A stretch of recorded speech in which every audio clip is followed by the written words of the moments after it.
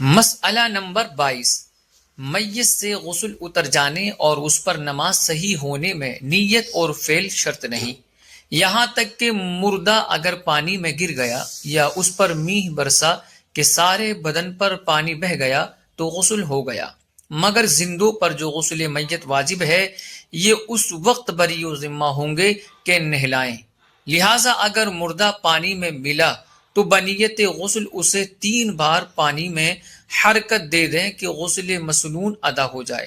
اور ایک بار حرکت دی تو واجب ادا ہو گیا مگر سنت کا مطالبہ رہا،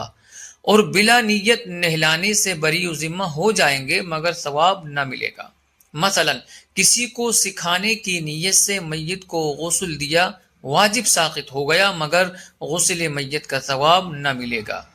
نیز غسل ہو جانے کے لیے یہ بھی ضروری نہیں کہ نہلانے والا مکلف یا اہل نیت ہو، لہذا نابالغ یا کافر نے نہلا دیا، غسل ادا ہو گیا۔ یوں ہی اگر عورت اجنبیہ نے مرد کو یا مرد نے عورت کو غسل دیا، غسل ادا ہو گیا اگرچہ ان کو نہلانا جائز نہ تھا۔